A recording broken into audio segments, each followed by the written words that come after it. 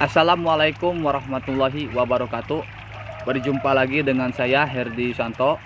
Sebelumnya apa kabar? Saya harapkan semoga saudara semua senantiasa selalu sehat walafiat. Oke, pada kesempatan kali ini saya akan coba memperjelas lagi bagaimana cara awal atau memulainya budidaya cacing sutra organik tanpa lumpur, khususnya untuk pemula. Dan memang cara ini sudah saya berikan di segmen sebelumnya. Tetapi saya akan lebih memperdalam lagi atau memperjelas lagi agar saudara semua, terutama bagi pemula, lebih mudah lagi dalam memulai budidaya cacing sutra organik tanpa lumpur. Kebanyakan para pemula itu banyak keluhannya di masalah cacingnya itu mati pada saat umur sekitar 2-3 hari setelah tebar.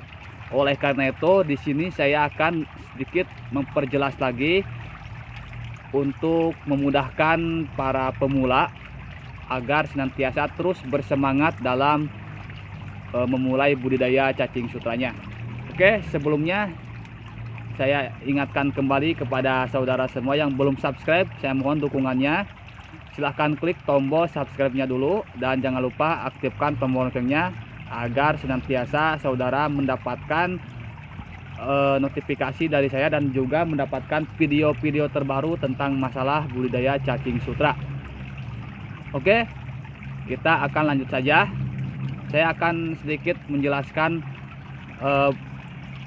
tentang masalah awal kita mau mulai proses budidaya cacing sutra organik tanpa lumpur. Jadi yang pertama harus Anda siapkan yaitu tempat atau nampan seperti saya ini. Itu bebas kalau nampan, mau yang nampan yang berwarna atau nampan yang transparan seperti saya, itu bebas. Yang penting tingginya itu 5 cm. Jadi yang dipakai cuma 4 cm. Soalnya yang 1 cm ini untuk lubang pembuangan di sisi nampan ini nih. Ini lubang pembuangannya ada di sisi nampan seperti ini, di sini. Nah, jadi yang dipakai itu cuma 4 cm. Jadi yang harus Anda siapkan nampan atau tempatnya, dan perlu diingat air harus Anda siapkan sebelumnya. Oke, air harus Anda siapkan sebelumnya. Jadi isi penuh airnya sekitar 4 cm. Lalu tahap kedua, Anda harus menyiapkan fermentasi ampas tahu atau ampas tahu yang sudah difermentasi. Tentunya ampas tahu yang sudah difermentasi itu ada ciri-cirinya.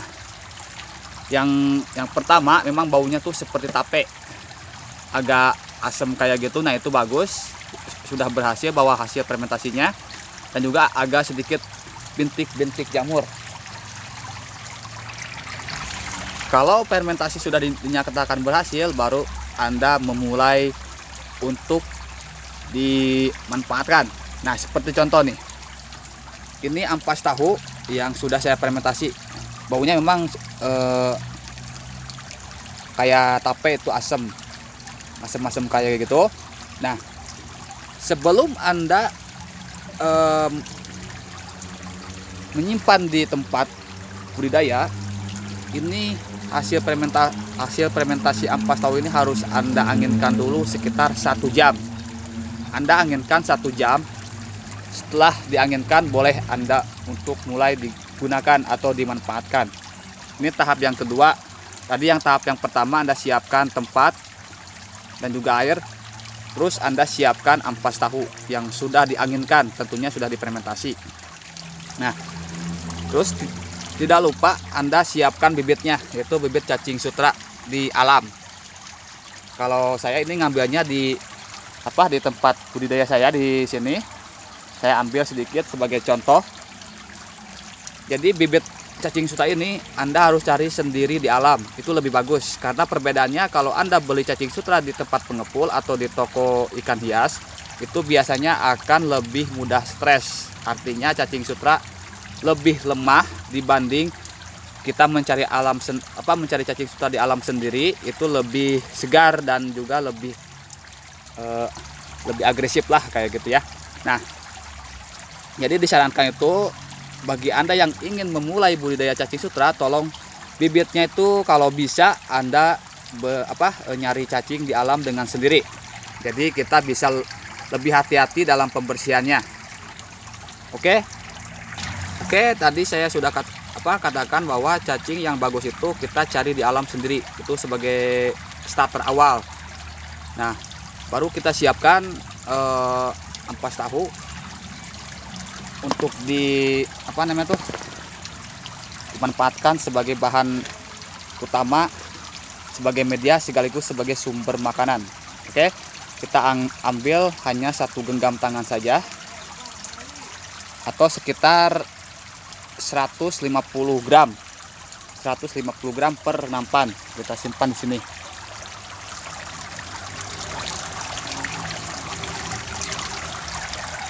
Oke, 150 gram. Nah, Anda aduk-aduk sampai hancur, lalu kita diamkan selama kurang lebih 10 menit lah, sebagai contoh ini nih. Nah, ini sebagai contoh bahwa tinggi ampas tahu itu sekitar 0,5 sampai 1 cm nih, hanya segini tingginya tuh. Jangan Anda melebihi dosis atau sekitar 1 cm lebih lah, karena kalau melebihi 1 cm atau 2 cm Anda kasih, itu akan mengakibatkan cepat menimbulkan zat amoniak yang tinggi. Oleh karena itu cukup 1 cm saja, seperti saya ini nih. Nah, setelah Anda tadi memberikan ampas tahu secara dihancurkan, diratakan ke setiap nampan, baru Anda siapkan bibit untuk ditebar. Tentunya kita nunggu sampai ampas tahu ini mengendap, seperti contoh ini nih.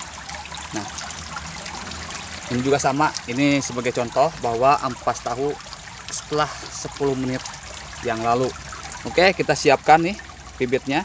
Nah, bibitnya cukup hanya sekitar 50 sampai 100 gram saja. Nah, segini saja kita ambil dan sebar-sebar. Nah, seperti ini. Oke, boleh dilihat tuh. Nanti cacing sutra ini akan beradaptasi mulai besok, seperti saya akan berikan contohnya juga nih. Nah, ciri-ciri cacing sutra sudah mulai beradaptasi itu dia mengambil beberapa ampas tahu untuk dikumpulkan, dijadikan sebagai tempat tinggal, seperti contoh ini nih. Nah ini nih, ada ampas tahunya di dalam cacing tuh. Berarti itu ciri-ciri cacing sutra sedang mulai proses beradaptasi. Oke, kita lanjut ke sini nih. Kita akan kasih lagi yang bawah. Nah, segini saja bibitnya cukup. Oke. Nah, seperti itu. Setelah ini kita biarkan, dan kita akan melihat perkembangan cacing sutra selama 3 hari ke depan. Jadi biasanya di umur 3 hari ini cacing sutra sudah mulai nyaman di media ampas tahunya, berarti cacing sutra juga akan cepat berkembang biak. Nah, itu prosesnya sih sebenarnya cuma 1 hari saja, 1 sampai 3 hari lah. 1 sampai 3 hari itu dalam masa beradaptasi. Kita akan kasih lagi yang kosong.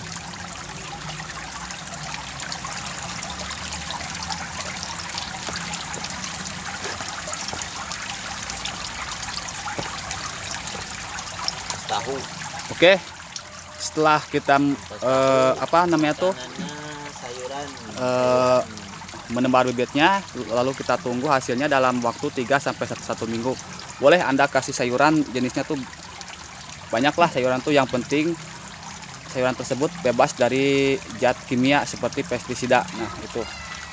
Oke, cukup sekian penjelasan dari saya. Semoga cara ini lebih memudahkan lagi untuk saudara yang ingin memulai budidaya cacing sutranya, terutama bagi pemula. Oke, mudah-mudahan memberikan manfaat, dan mudah-mudahan juga semua video yang saya berikan memberikan bimbingan untuk saudara semua. Dan salam sukses satu hobi dari saya. Salam satu media. Wassalamualaikum warahmatullahi wabarakatuh.